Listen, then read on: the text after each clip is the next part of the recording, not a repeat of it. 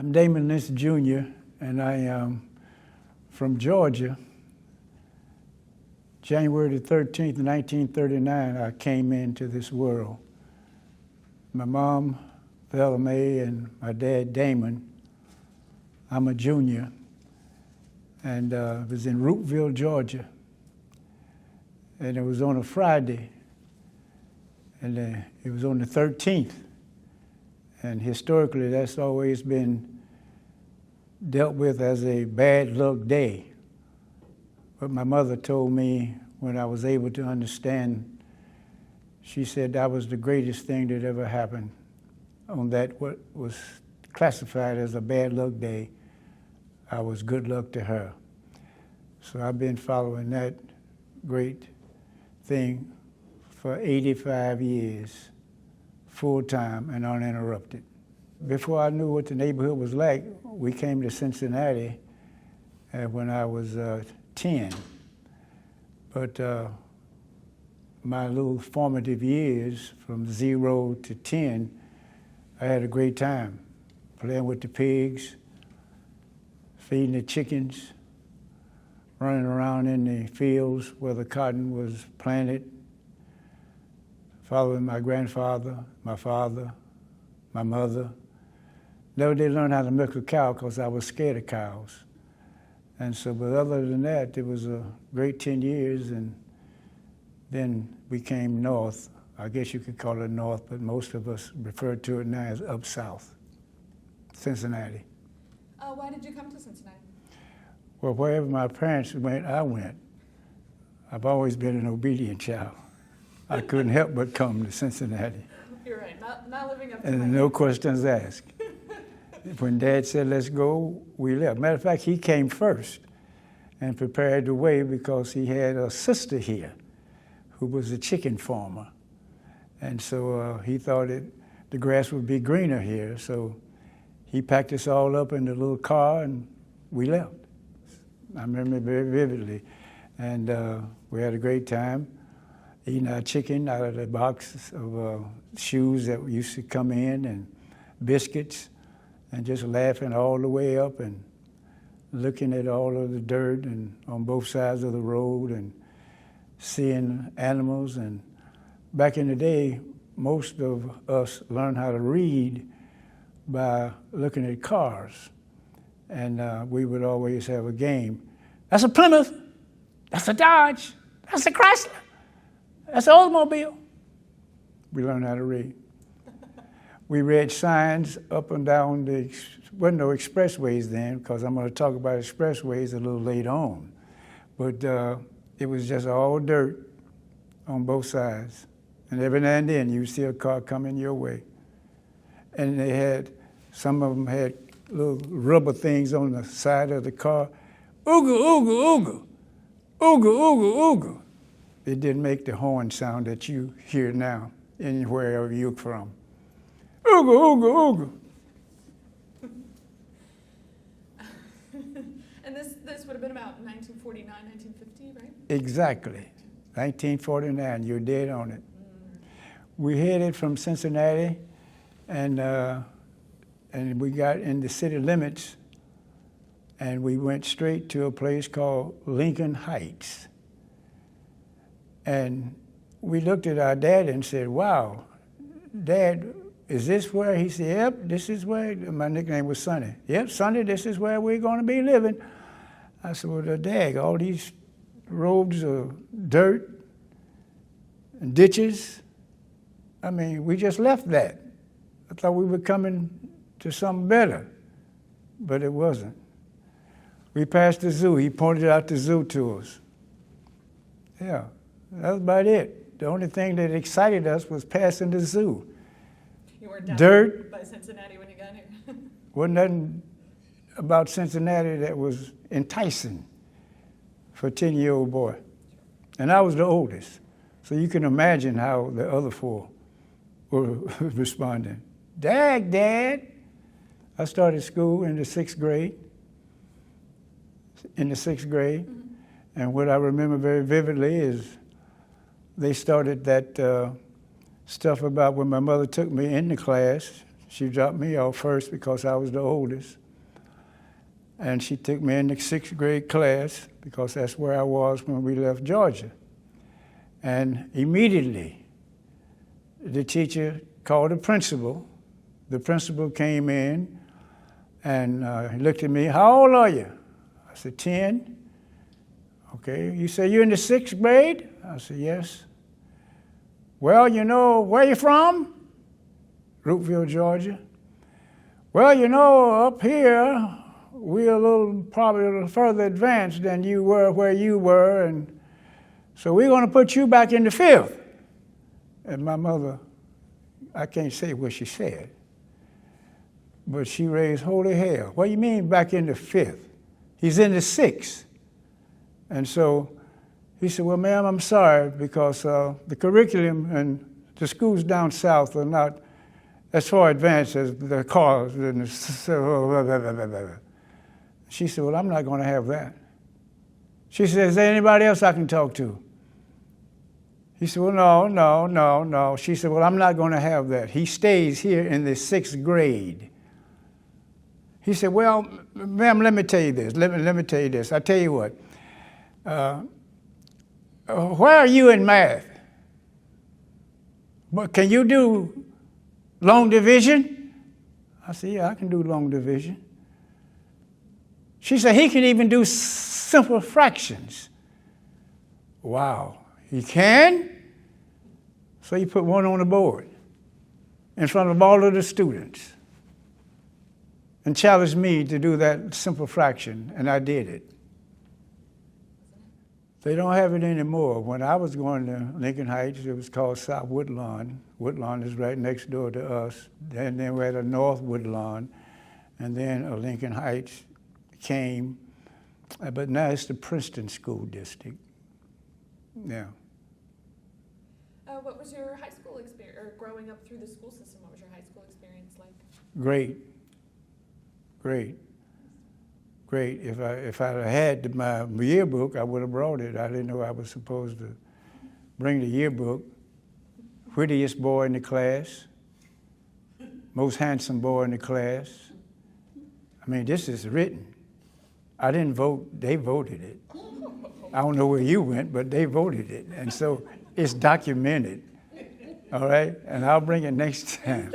It's documented. I had nothing to do with it. It's documented. I was shocked when I saw it myself. Amen. Amen.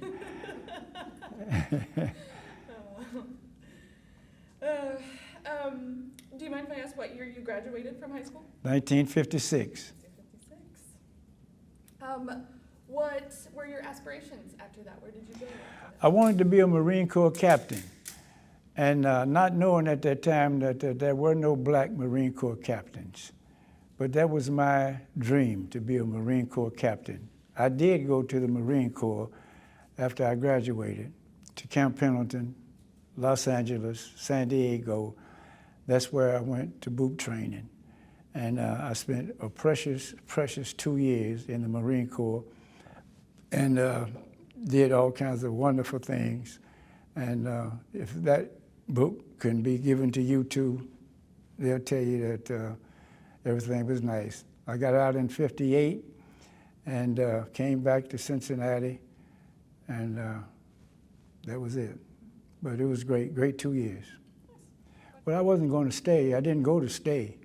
I just went for the experience because, like I said, I had been seeing John Wayne movies and Aldo Ray movies, people that you probably never heard of. And it was always about the Marines. They were the biggest and the baddest. And so even now, when we have all of the 4 hymns of all of the 4 main services, the anchors away, you know, that's Navy. Off we go into the Wild Blue yonder, that's Air Force. Over here, over there, that's Army. But after a while, there's a silent pause. And somebody said, "Why did they stop?" And you hear them come around the corner. "From the halls of Montezuma to the shores of Tripoli." And you know the rest. We were the biggest and the baddest, and that's what I wanted to be, the biggest and the baddest. And the most handsome. And it's still that way. My daddy was a barber, and he asked me if I wanted to go to barber college, and so I said yes, and he paid for my barber college right down the street here, and I became a barber. And but the biggest plan and the greatest plan that I had was that my brother died, unfortunately, in 1957, accidental drowning. He was the first drowning victim in the state of Ohio that year. And it was right after Easter, and it was unusually hot that day. And we didn't have a swimming pool in Lincoln Heights, so they went to the creek where they always swam. And he accidentally drowned. So I was home on leave, emergency and leave. And so after the funeral and all that was over, I was sitting on the porch one day and minding my business, and a little lady walked by, had on some shorts, and she said, "Hi, Damon." And I knew who she was, and I said, "Oh, how are you?" She kept walking, and I kept doing what I was doing.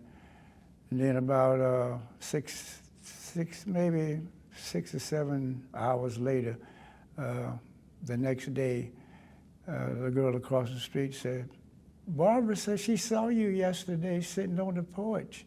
Said she wants you to call her." I said, "Yeah, okay." So I'm in mourning, you know what I'm saying? Mm-hmm. And so I'm getting picked up in mourning.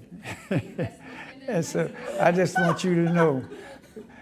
And so I called her, and she invited me by the porch. She was sitting on the porch, and I went by the porch and talked to her. And my leave was almost up, and I told her bye. We had a nice conversation, and I went back to L.A. and Camp Pendleton. And all of a sudden, I don't know what was happening. I couldn't sleep. I couldn't do anything right. And so I wrote another lady that I knew and told her to go by Barbara's house and look and see what her address is. And she went back and she wrote me and said her address is 1090 Matthews Drive. So I wrote her, and the rest is history. 65 years, full time and uninterrupted. All right? So when you got Now, back, what you're getting now, I don't know where you're going. We're going to wind up, but this is going to be an Emmy thing here. This is Emmy material here. I don't know where you're going to wind up, but I'm giving you some stuff that you wouldn't get here. This is Emmy material. That's right. They've done that too, right here in this center. Oh yeah? Oh yeah. Who would you cast to play you? Who would I cast to play me? In a movie, yeah. I'm gonna play myself, but I can't play myself young. I know that. That's what I was asking. I can play me now, but I can't do it. Not then. She still looks the same, but not me. No, I'm okay. I came back in 1958. I got out in 58, 2 years. And as a barber, Yeah. young 20s, middle 20s. Do you mind if I ask how you got to your religious position in that career? No, I was always brought up in the church. Mm-hmm. Always brought up in the church. And if you're asking me how I got to be a pastor or something like that, well, yeah, I wasn't desiring to be a pastor when I was younger, but like I said, always in the church. And we went to the Baptist church in Lincoln Heights, Mount Moriah it's called, and the pastor asked me if I would like to try to be a deacon. So he put me on the junior deacon board, so to speak, and I enjoyed doing that. And then he asked me if I would entertain the idea of teaching the men Sunday school class. And I was hesitant to say yes, but then I thought about it. These were the men that had been like father to me, and grandfather, and uncle, that I grew up with from 10 years old. And I admired all of them. And so I just said, well, now, if I accept the job of teaching them Sunday school, I have to know surely know what I'm teaching them. So that means I got to go learn. So I enrolled in the Bible seminary in Price Hill. I don't know where you live, but it's not there anymore. And just so I could get some training in Bible. And from that's how it all started. I became so enamored with what the Word was saying, and they said I was doing a pretty good job teaching. Those guys were really a help to me. And so I told my pastor that I think the Lord had laid his hands on me and called me to the ministry. So he said, okay, pray over it. So it took me about a month. Then he said, come back and let me know if you still feel that way, and we'll go from there. So that's been 55 years ago now. Well, really more than that, because I've been in my church 55 years. But I was preaching 3 years before then. So it's about 58 years, almost 60 years that I've been preaching. How old was I? How old was I? Well, I had to be about 23, 24. We were taught and trained to let nobody mistreat us. But even if you get mistreated, you know, it's on them. It ain't on us. Because we know that we deserve better and we are better, so therefore we act better. And I've always dealt with that kind of situation, and I teach that all across the country. You know, I just left the City Link down the street dealing with telling somebody that you are somebody, and don't ever let nobody tell you that you're not somebody.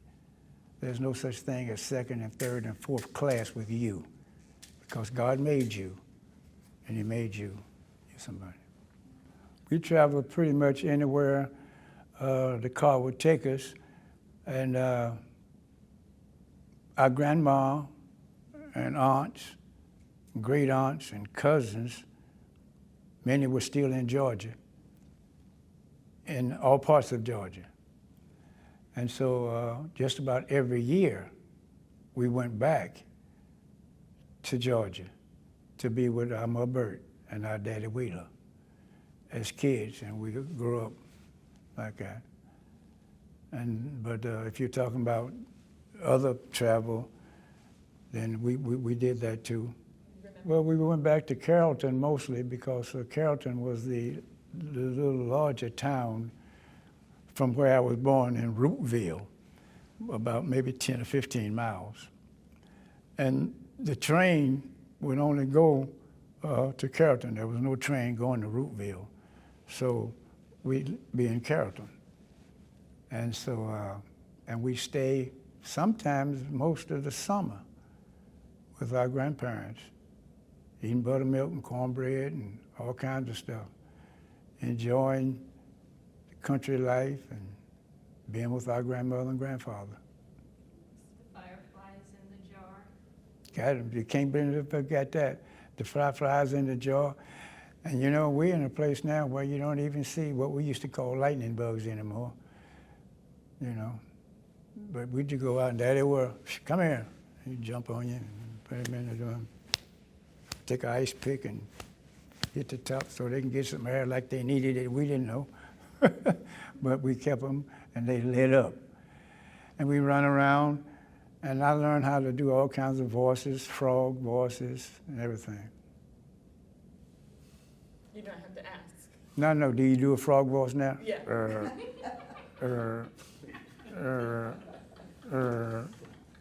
I ain't forgot nothing. I ain't forgot nothing. If you don't, let me tell you something, if you don't have memories, you don't have anything, because the only thing that we'll ever have that counts are the love from the people that has given it to you and you shared it with them, and memories. You understand? Even, I tell people all the time, there's nothing that is so sacred. When somebody died, okay, after the crying and all that's over, share the memories that you had. And that's why you ought to build them while you're here, so that when your time comes or their time comes and they're no longer here, they are here because you have pleasant memories, good, bad, or indifferent. They are memories. And that keeps you going. That keeps you going. That's what's wrong with the world now. People have forgotten, you know. In Lincoln Heights, our travel was the apple trees, the plum trees up around Woodlawn and Glendale. And we go up there and the people let us do it, we'd say thank you. If they didn't let us do it, we'd steal them and bring them home and stuff like that. And because there was a lot of field, a lot of trees full of plums and all that kind of stuff. And so that kept us going. And then we would go on what we call hikes. And we go to what we would like to call the country. Glendale was the country. They had a nice, pretty houses up in Upper Town, but then right a little further around Chester Road and before the expressway and all of that stuff, you had all kinds of fields. And so that was the best part about that. But if you're talking about traveling in and out of town, you know, we had a little train down here at Union Terminal, and we would go down there. We'd go 50 or 60 miles either way, going or coming, north or south. But we always found problems when you go someplace like that because people were always watching and you couldn't go here, you couldn't go there, stuff like that. Well, the Green Book was started by Victor Green. And when Victor Green started the Green Book, we already were involved. He wrote the book, but we were already living it. You follow me? Yeah, long before he was born, we were living it. And so we knew what route to take because the enemy, or whatever you want to call them, the folk who didn't want us coming that way, was so engrossed in us not coming that they would even put signs up. No colored here, no colored there. Sometimes they would use the other word, not welcome here. And so we got used to it. We knew when to go. We knew where to go. We knew where to stop. Because before the Green Book was written, the voices who would be going up and coming would always come back and bring news, don't hit here. And I remember Jellicoe, Tennessee was the worst place that we could have gone because you see, when you get here, this ain't up north. When you cross the Ohio River, you're up south. It ain't up north. That's what we said. Let's go up north. No, you really just go coming up south. And people used to confuse coming up across the river as the Mason-Dixon line, which is a lie. It's just coming across the river. It ain't got nothing to do with Mason or Dixon. Those explorers, it's just coming up south to Cincinnati. Because the chasers were here when you crossed the river to catch you and send you back. And one of our favorite ladies that we did an opera for her right here, this Freedom Center, we did an opera for her. She said, I ain't gonna have none of this crap no more. So she killed herself and her baby right in the river. I ain't thinking about this. And so we did an opera right here in this Freedom Center for her, and it went across this country. And so that was what we were found and dealing with coming here. We knew the route to take. This building signifies, that's what the light is for. The light will never go out because as long as we saw the light in the window, we knew that was friendly territory and friendly people. And the same thing relates to the fact that we would catch the train. Mama would put us on the train, and she would pray all the way until she got word from Ma Bert, her mama, that we had arrived safely to the depot. That's what it was called, to the depot, that we had arrived safely.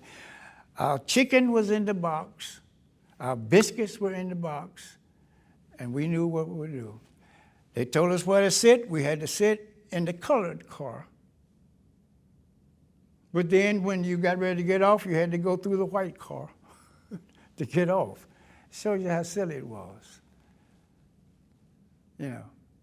So we know you're on the train. You know we're on the train. But yet we got to be over here and you got to be over there. But when we get ready to get off, we come right by you.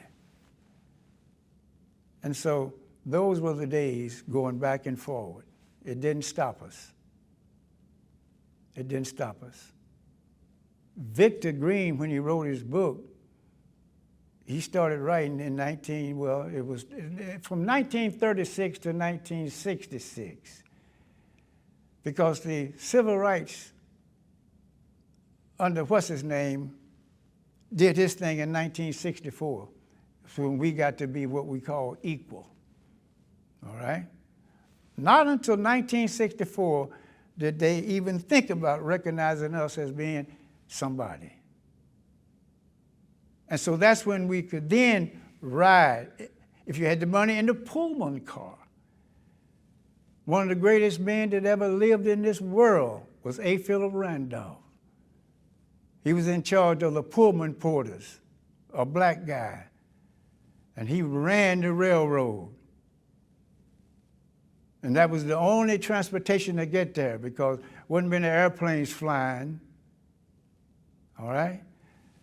And so until in 52 or 3 or whenever it was, whenever Eisenhower got back from Germany, he did something that really lightened the burden for black folk in travel.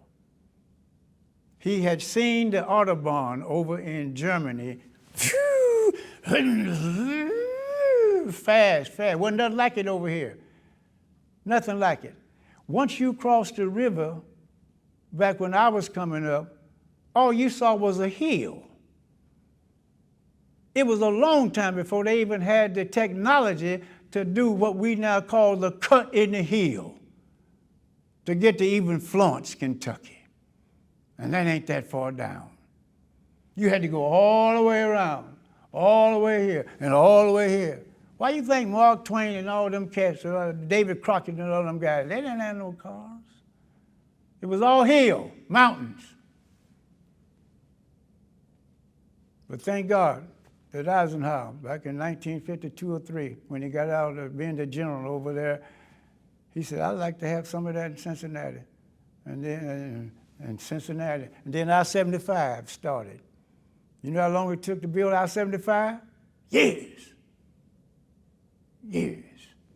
71 didn't come until way after that. And that paved the way for people to come and go a little faster and a little safer, and without folk laying around and waiting, trying to kill you. What do you remember about those expressways being built? I remember everything. I tell you, what do you think? They came right through our town the same way they're coming through everybody's town now. That's what folk are mad at. You know, white folk got a taste of it. They were mad as hell when they started bringing the expressway through their little towns. Mad as hell, because they didn't like the noise. Ain't that something? Wasn't nobody killing them, but they didn't like the noise. They had to put up all kinds of stuff to stop the noise. So everybody suffered. But that was the time only us and we, people who looked like me, suffered. But when the expressway was built, it was built for everybody to have access to go faster, go safer. But when they start coming through your little town and folk who look like y'all, all hell broke loose. Start calling me up, Reverend, would you help us march again? No. All right? So that's what all of this is about.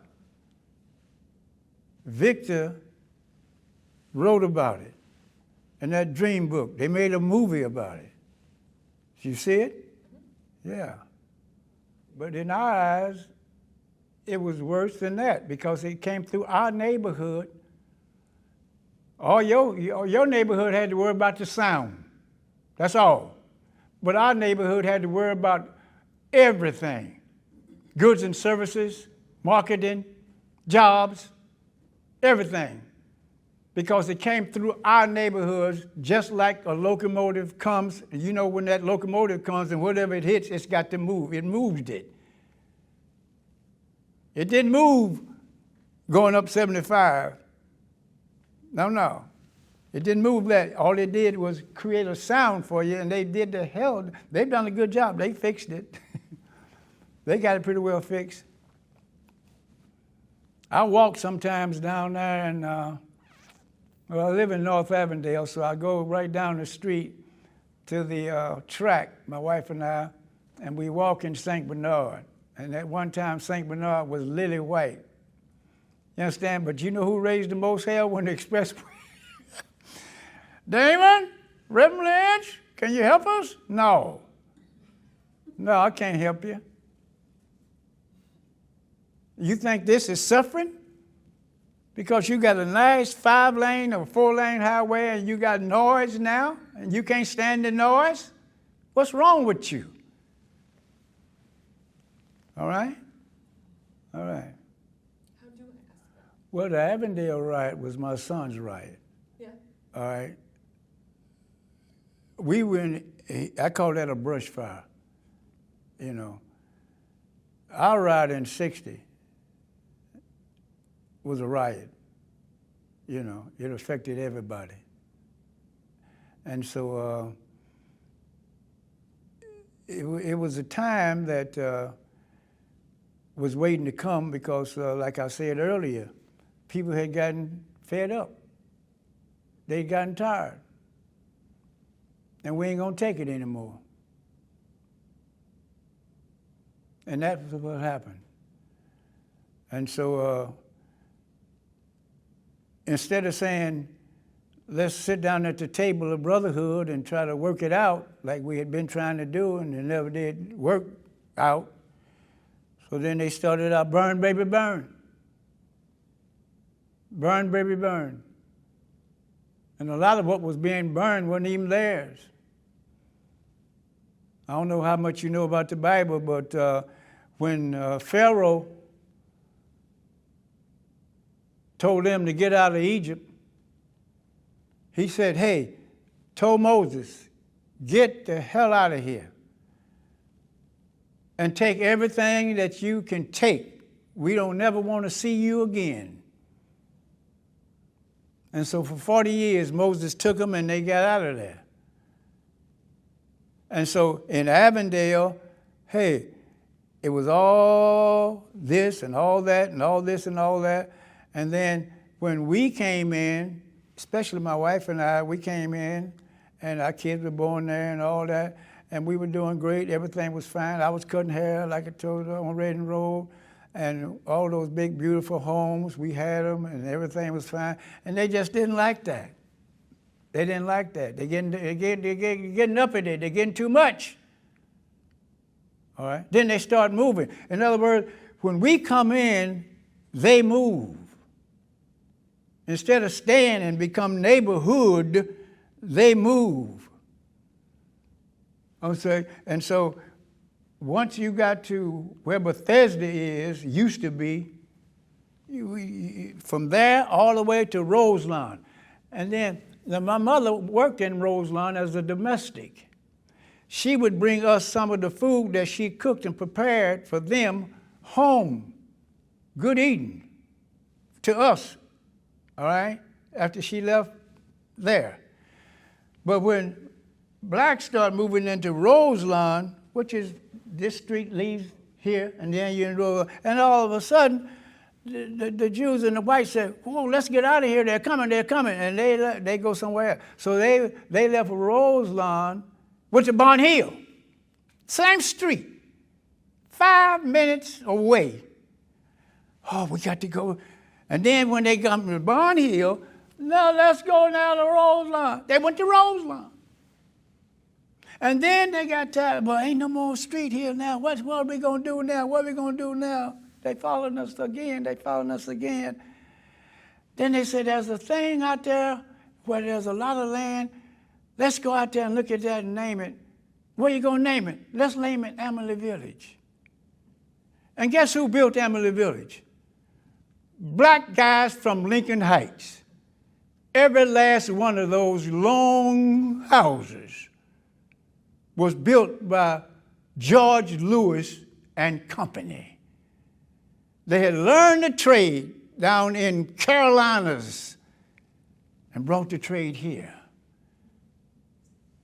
And so, like I said, it wasn't no thing, let's go up north for improvement because we were just coming up south. Okay? And so when you start talking about, and that's what this Freedom Center is about, is to open the eyes of what a whole lot of folk refuse to see. And I'm glad you're here. You know why I chose to stay in Cincinnati? Because I am a free moral agent, and I can stay anywhere I want to.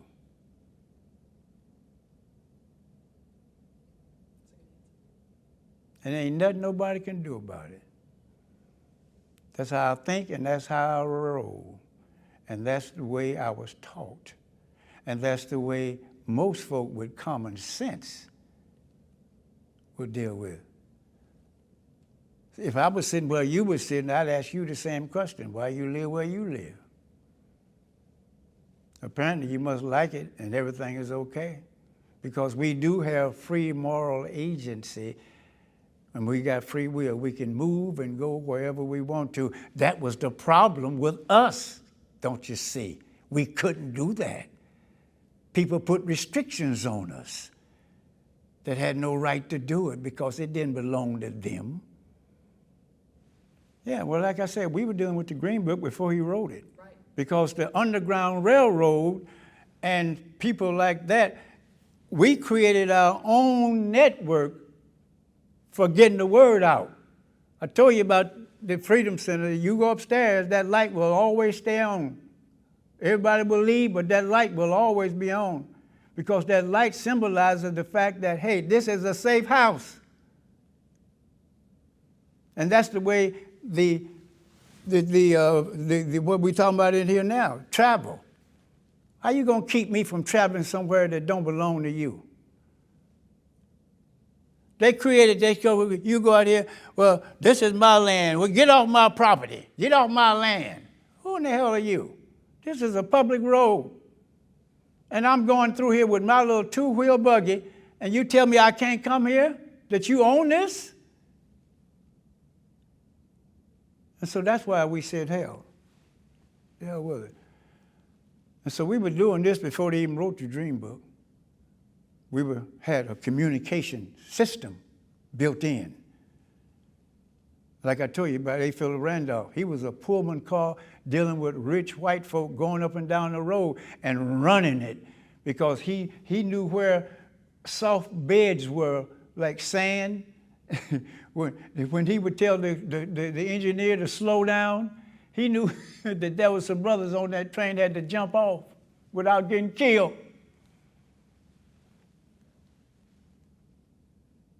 Let me tell you something. You create a problem for yourself when you don't have to. You know, you see a little boy come through and he running down your street and he say, hi. He said, hey, miss, can I have an apple? No. Get on away from here. You can't have no apple. Go home. This is my apple tree. He said, okay.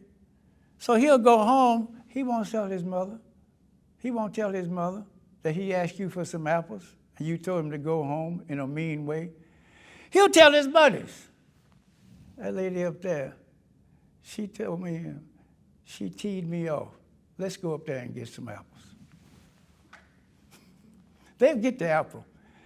It's any way you want to do it. You got to, you ever heard of the word common sense? Well, common sense ain't as common as it used to be. People are crazy. I said, look at the world. It's crazy. And I'll be that blame. My dad used to say, I ain't going to be crazy with them. And I ain't going to let them make me crazy.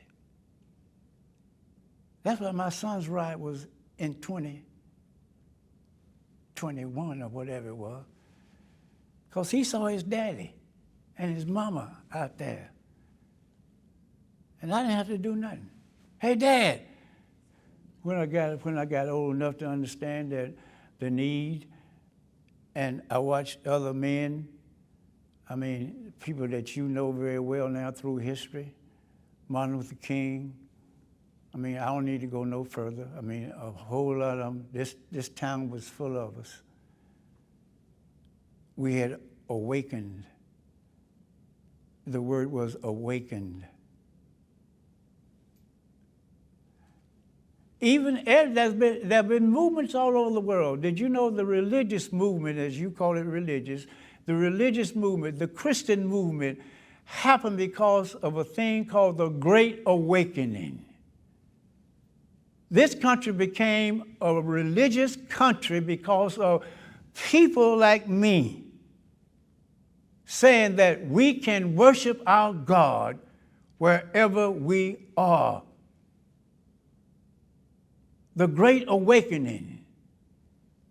Read that sometimes. When you go home, check that out. Just look in your library, The Great Awakening, and if you think the Civil Rights Movement was something, the Great Awakening, preachers riding on horseback, woke up this country, you know. And a lot of it, they didn't sanitize it. They tried to sanitize it, but it was crazy. And there ain't no sense in me talking about what they did to the red man, okay? Well, that ain't part of your thing here tonight, but I'm just telling you. I became a man that I liked about 30. I liked myself at that time. You know, people love too much. I hate people who love just everything. They just love. You know, when I'm doing marriage counseling, the first thing I said, why you two want to get married? We love each other. That's the first thing I hear. That's the stupidest thing. We love each other. Do you know how many people who love each other?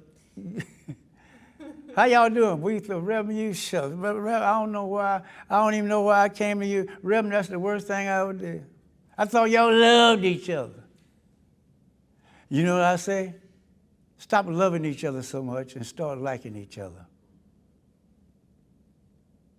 You know why I married my wife? For both reasons. But I liked her. I liked her, and I still like her. After all these years, I liked her. And when you like somebody, you want to be around them. You enjoy being around them. You're glad to see them coming. I know people who are in love can't stand each other. It's a thing, okay? No, I just wanted to thank God for Trudy and that we hired her and she's hired here, and hopefully she stays around a while longer. And so this place, it took a lot of doing to get it going. And one of the most, I would say, the proudest moment of my life, I got a lot of them, but this is one of them. We were sitting in a in a meeting, the National Council of Christians and Jews. All right, I was one of the main leaders in the National Council of Christians and Jews. All right? And when the Ku Klux Klan would come here every year on the square, and the public square in a city is for everybody. That's a symbol of what the city is all about. The public square, people go there because we are part of the city. We count. We mean something. The city means something. That's why we have squares in our cities. And every year, the Ku Klux Klan just thought that they could come here and take over, scare people, run people away from the square. Solid citizens who pay taxes. They come in with their stickers and hoodies and raise holy hell. And folks sit back and watch them do it. And go in their house and pray when they leave. And how long they still out there? No. It's your square. It ain't their square. Run them out. So we went and encountered them, the black preachers, and told them to get out of here and don't come back. And because of that, I'm sitting there, and I'm going to call his name. He said, Damon, that's a shame. They can come in here every year and do what they want to do. That's just a shame. That's a shame. This is one of my best white brothers. He said, it's a shame. The Underground Railroad came through here and started crying. Light bulb went on because he said that in that meeting. There was about 10 or 20 of us there. And he said, the Underground Railroad came through here. And from that, this building is here. All right? All it takes sometimes is somebody to light the match, light the fuse, and everybody comes in. That's why this building is here. Most folk who come to this building don't know that. Most folk who work in this building don't know how that got started. I had to tell Ernie that, how it got started. When was that? The day we started it was the day he said it. Back in the year, you look it up. You the librarian. Look it up. The same year that we broke ground. And when we said that was it, and all we had to do was say, like the Underground Railroad came through here. We know what the Underground Railroad meant. It's a freedom thing. We know what it meant. We know that the slave catchers were here, but the Underground Railroad and that light propelled those people to not only stop here. If they could get through here, they could go to Detroit. They could go to Chicago. They could go to Pittsburgh. But this was the gateway. We quit calling it erroneously what did I say? Well, the two borders. Huh? Who? Yeah, the Mason-Dixon line. A whole lot of you folk who don't know what the blank they're talking about. The Mason-Dixon line, once you cross the Mason-Dixon line, that ain't nothing but just crossing the river and coming upstream. This is the gateway to the south and the north. Cincinnati, the gateway. All right?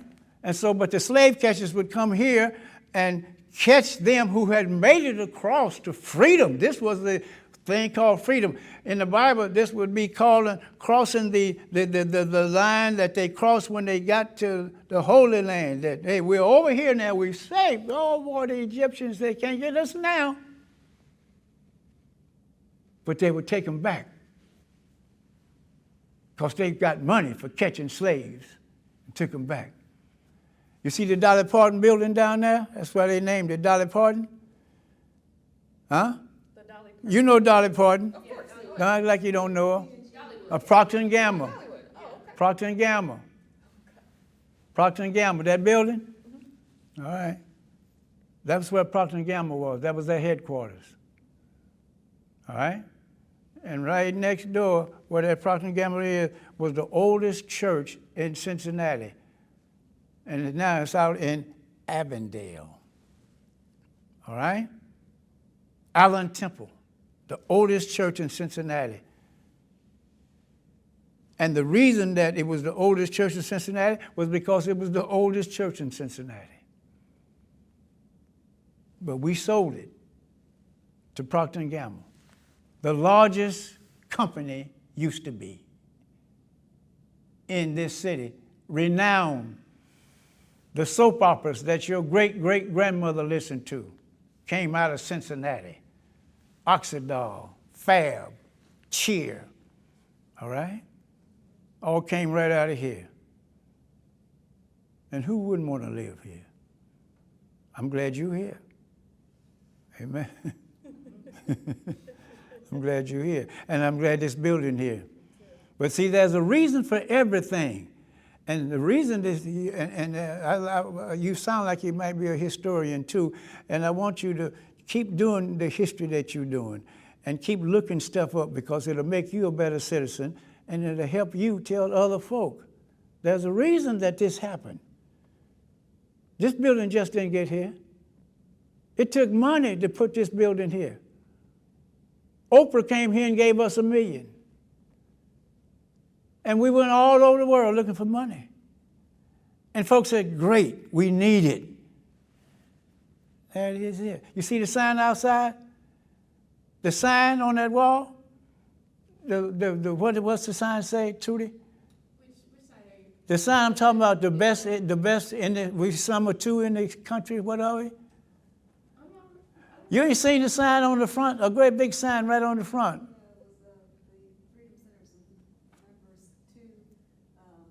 Number 2 in the country? Yes, yeah. That was a survey. That was Cincinnati Enquirer. Well, yeah, but whatever it is, the sign is the most important thing because of the historicity of it and the truth of it.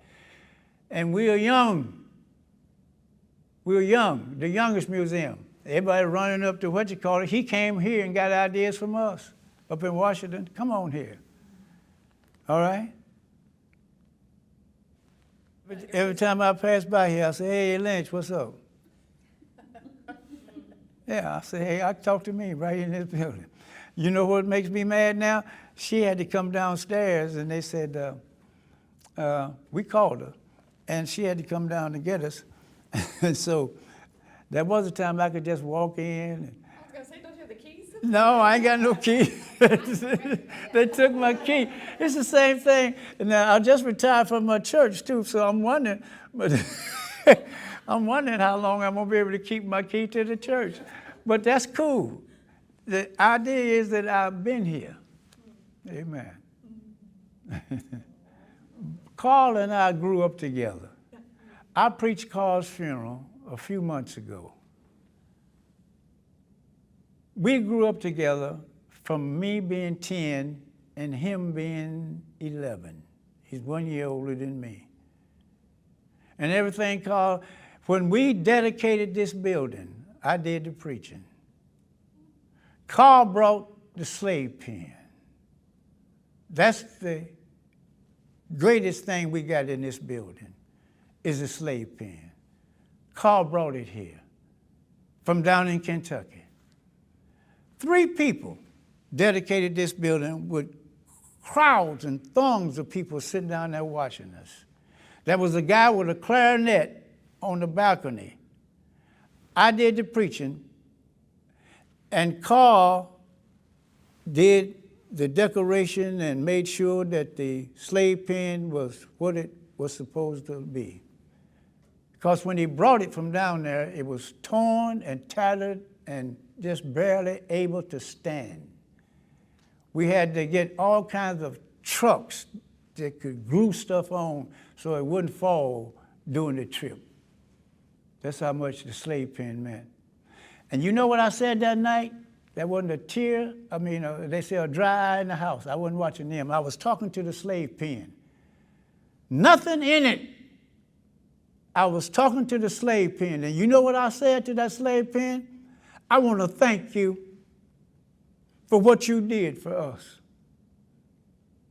You housed us when it was raining and we had nowhere to go. You kept us warm when it was freezing outside and we didn't have any coats or anything to put on, but we found shelter in you. Thank you, slave pen, for what you mean and meant to the slaves in this country. I did that for a half an hour, thing after thing after thing after thing. It's on tape around here somewhere. All right? Didn't ask for no amen. Didn't ask for no preach, Reverend. Didn't ask for no said, Reverend. I was talking to the slave pen because that building, that thing, that piece of wood did it. And that's why it is the star attraction in this museum. It's original. There were real people there, real slaves there. That's the part that if you're going to cry, my ancestors, there. And that's why everybody was crying that night. Judge Jones was crying. John Pepper was crying. Every big wheel in this city and out of the city was crying. I was crying. My wife was crying. Rita was crying. It means something. And when something means something to you, it hits you here. All right? Everybody was kin. Whether you had the same last name or not, you were kin. And like you say, all you had to do, see the problem now, and it's probably, I might sound silly for saying this. We sat on the front porch. I never would have been a husband to this woman here if I hadn't have been on the front porch. Did you hear what I said? If I'd have been in the back, if we'd have had a back porch, if we'd have had a deck, or a patio, or a pool, I'd have been in the back. And would have never seen that woman. I knew her, but not that day I wouldn't have. And so we used to watch kids go up down the street, and you could look at them and say, that's a Brewster. Y'all can do the same thing in your white community. Don't act like you can't. And, oh, ain't that a little Smith? And sometimes you'd holler to be sure, hey, don't you a little Smith? Yes, ma'am. Yes, sir. Tell your daddy, I know your daddy. And he'd be so glad to run home and say, Daddy, that man up there, he said, oh yeah, I know him. That's community. That's what community is about. But now everybody's in their own little silo. In their own silos, and they act like it, you know. Even when you're getting together, maybe you're going to talk about politics or talk about some stuff. It always winds up being, I don't know, but that's it. We were a community. And you might say, well, we had to be. Well, that's good. I'm good because I think every family had to be family.